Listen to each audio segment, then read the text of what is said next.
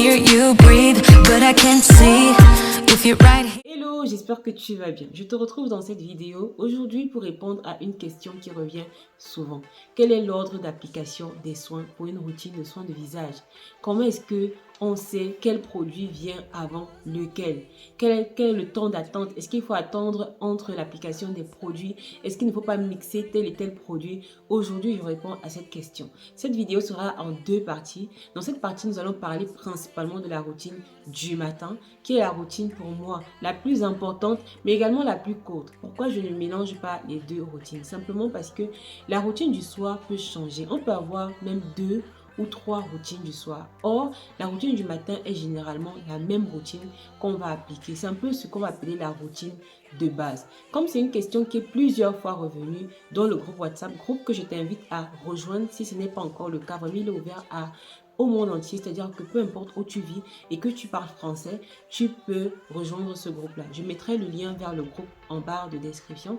C'est un groupe gratuit. Lorsque tu es dans ce groupe-là, non seulement tu es informé à l'avance des vidéos que je viens de poster ou alors des vidéos que je vais poster, c'est également dans ce groupe que je fais des sondages pour savoir quel type de vidéos vous souhaitez voir, pour savoir à quelle fréquence vous souhaitez voir les vidéos. Donc si tu as une question aussi qui est brûlante, une question à laquelle tu n'as pas encore vraiment eu de réponse, tu peux poser ta question là-bas et je prends toujours le temps de répondre, que ce soit par écrit ou par note vocale. Si c'est la première fois que tu me vois, que tu vois ce visage, je suis Perrine, je suis une beautypreneur. J'accompagne des femmes qui veulent retrouver l'éclat de leur peau.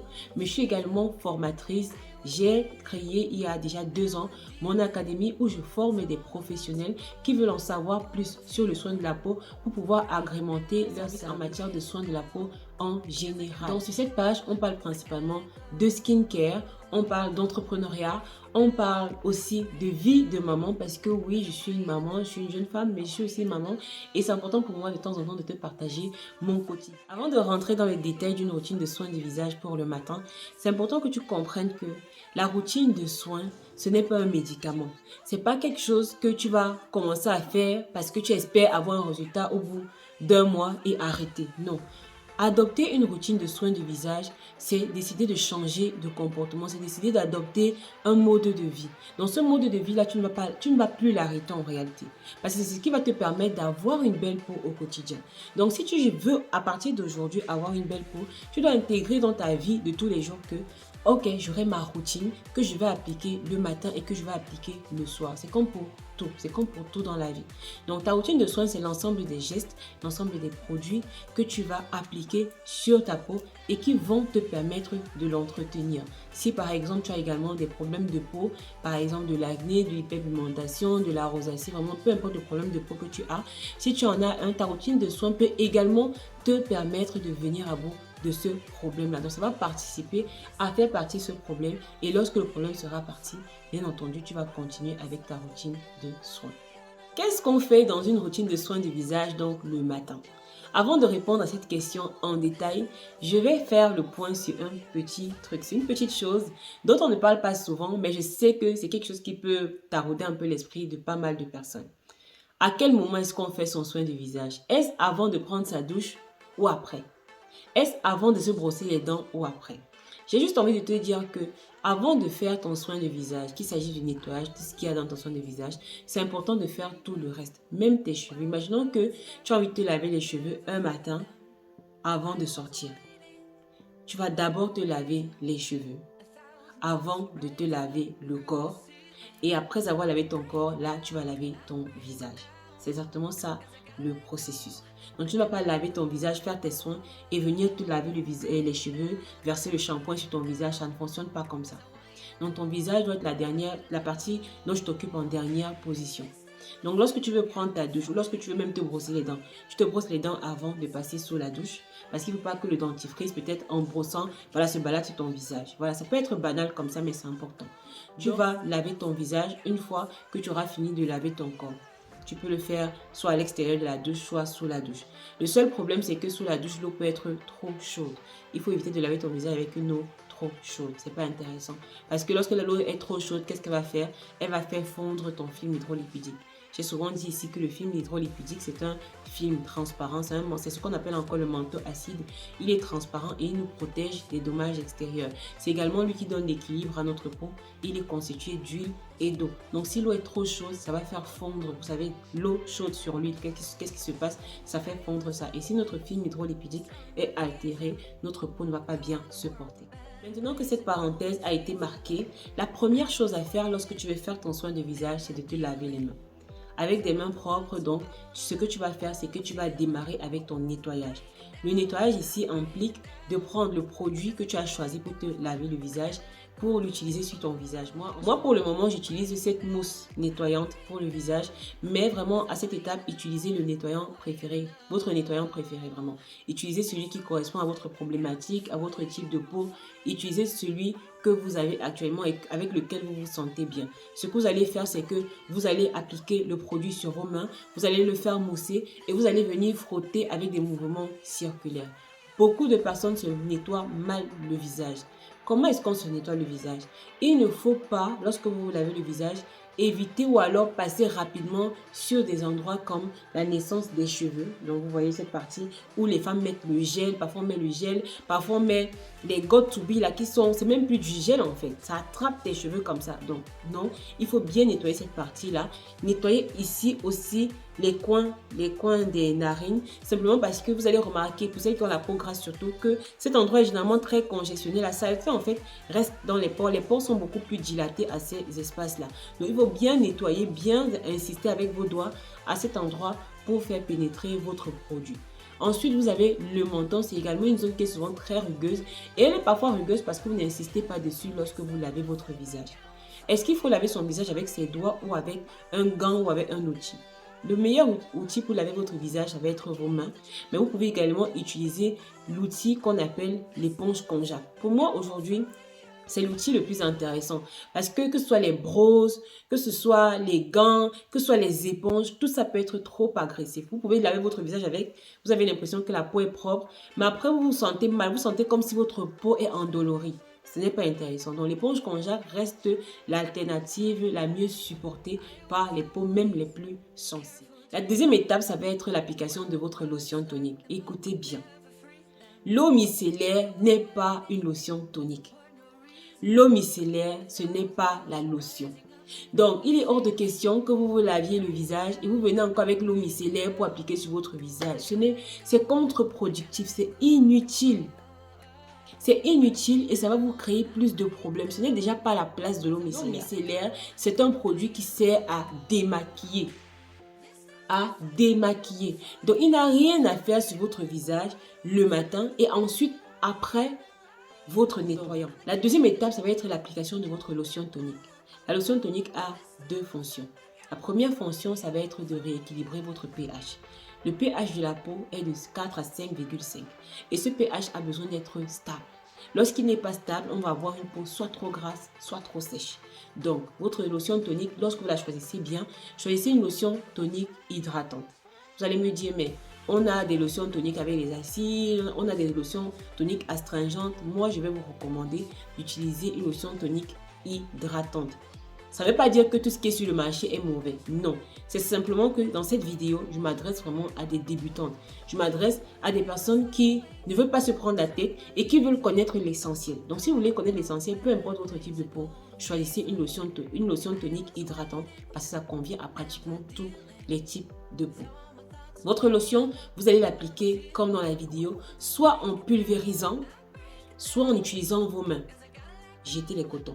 Vraiment, ce n'est pas interdit, mais avec vos mains, vous allez vraiment, qu'est-ce que vous allez faire? Vous allez déposer le produit sur votre peau et votre peau ne va pas tout l'absorber. Pourquoi? Parce que la troisième étape est très intéressante lorsque la peau est humide. Donc, appliquez votre lotion tonique en pulvérisant ou en tapotant va permettre à votre peau d'accueillir de la meilleure des façons la troisième étape qui est l'application du sérum. On applique le sérum, la plupart des sérums, mais principalement les sérums hydratants sur une peau humide. Vous allez appliquer votre sérum hydratant sur une peau humide. Pas tous les sérums, mais le sérum hydratant sur la peau humide. Je vais vous donner une petite liste de sérums qu'on peut appliquer en journée. Vous pouvez appliquer les sérums hydratants, dans les sérums à l'acide hyaluronique par exemple, c'est un exemple. Vous pouvez appliquer les sérums antioxydants, les sérums à la vitamine C. Vous pouvez appliquer aussi certains sérums huileux. Vous pouvez les appliquer en journée. Mais dans ce cas principalement, vu qu'on s'adresse à des routines pour les débutants, je vais vous recommander d'appliquer soit un sérum hydratant, soit un sérum antioxydant ou même les deux, c'est encore mieux. Le sérum hydratant s'applique sur une peau humide, tandis que les sérums à la vitamine C s'appliquent sur des peaux sèches.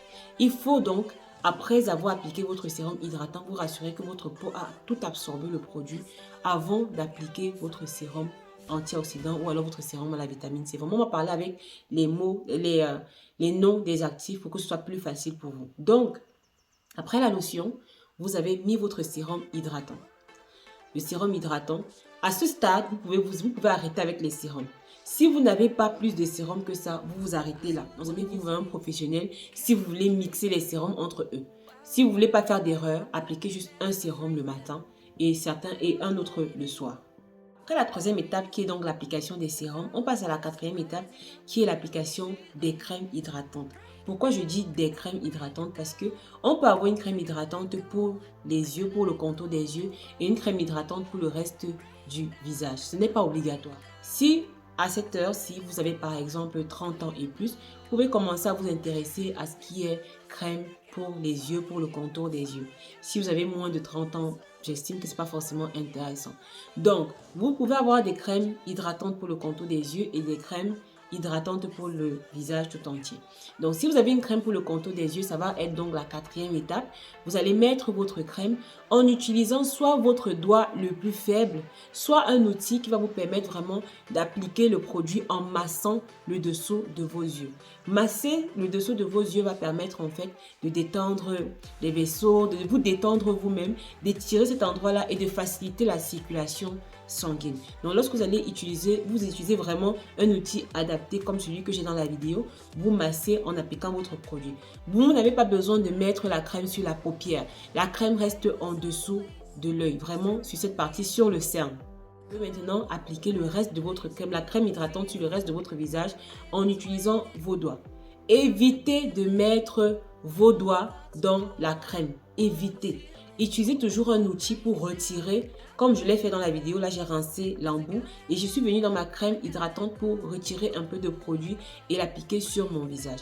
La crème hydratante que j'utilise en ce moment, c'est une marque qui n'est pas encore très connue et que je suis encore en train de tester, dont je vous parlerai bientôt, dans la marque Roots. Et honnêtement, j'estime que leurs produits sont trop bien. Donc, j'utilise 3 produits de leur marque actuellement.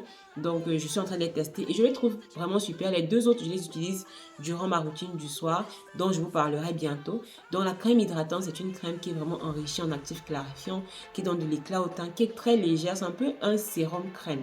C'est vraiment une crème qui a la texture limite d'un sérum. C'est très frais sur la peau et tout. Mais lorsque vous finissez d'appliquer, vous sentez vraiment cette hydratation en profondeur sur la peau. C'est une marque camerounaise que je teste en ce moment. La 5e et dernière étape d'une routine de soins de jour, c'est l'étape la plus importante.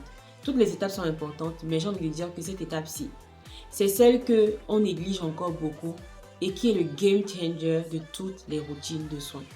Si vous n'avez pas ce produit dans votre routine, en réalité, vous allez faire beaucoup de choses, mais vous aurez peu de résultats. Il s'agit de la crème solaire. La crème solaire, c'est ce produit qui va vous empêcher de développer des taches à tout va. C'est ce produit qui va vous permettre de garder l'éclat de votre teint. C'est ce produit qui va garder votre peau hydratée. C'est ce produit qui va vous protéger des brûlures du soleil. Parce qu'on parle de soleil comme si finalement les noirs étaient immunisés contre le soleil. Or non, le soleil a des bonnes vertus. Voilà, la vitamine D et tout ça. Mais le soleil également peut être brûlant. Il y a des personnes, y compris moi, qui ont déjà eu des coups de soleil. Il y a quelques années, moi je me baladais avec le torse tout noir, tout foncé, tout marron. Et c'était dû au soleil et je ne savais pas. Donc, vous devez appliquer votre crème solaire tous les matins avant de sortir. tous les matins. Et vous allez l'appliquer comme dans la vidéo, vous allez mettre la quantité nécessaire, c'est sur les 2 doigts de votre main. Donc, soit sur les 2, soit sur les 2. Vraiment, j'utilise généralement les 2-ci. Mais ça reste la même chose. Vous allez mettre le produit donc sur vos 2 doigts pour mesurer la quantité. Parce que si vous mettez une petite noisette comme ça, vous n'êtes pas protégé du soleil. Vous devez mettre une bonne quantité pour l'appliquer parce que cette quantité-là suffit à votre visage et à votre cou. Donc, vous allez venir appliquer le produit sur votre peau avec des mouvements de l'intérieur vers l'extérieur. Moi, la crème solaire que j'utilise, c'est celle de la marque Sundance, qui est une marque allemande. Vous avez vu comment le produit fond sur ma peau. Je n'ai pas de problème de peau qui noircit, qui ternit en milieu de journée. Je vous ferai une vidéo très bientôt sur les crèmes solaires qui vont raviver votre glow, qui vont raviver votre teint, qui vont faire glow votre teint. Et je suis sûre que vous trouverez forcément parmi toutes ces propositions, celles qui vous conviennent. Voilà donc l'ordre exact d'application des produits de soins en journée. On se retrouve très bientôt dans la deuxième partie pour parler de l'ordre d'application de soins dans la soirée, sachant que ça peut être beaucoup plus compliqué qu'en journée. Mais à ce stade, sachez que cette routine dont on vient de parler, vous pouvez également l'appliquer en soirée en éliminant simplement la protection solaire. Donc vraiment, c'est la routine de base. Si vous n'avez rien à traiter et que vous voulez seulement entretenir votre peau, c'est exactement la même routine, les mêmes étapes que vous allez appliquer le soir. Vous allez simplement éliminer la crème solaire parce qu'il n'y a pas de soleil lorsqu'on va se coucher. Je vous invite à mettre un petit pouce sous cette vidéo si la vidéo vous a plu, à vous abonner si ce n'est pas encore fait. Et je vous dis à très bientôt dans une très prochaine vidéo. 'Cause I want you to know, I want you to know.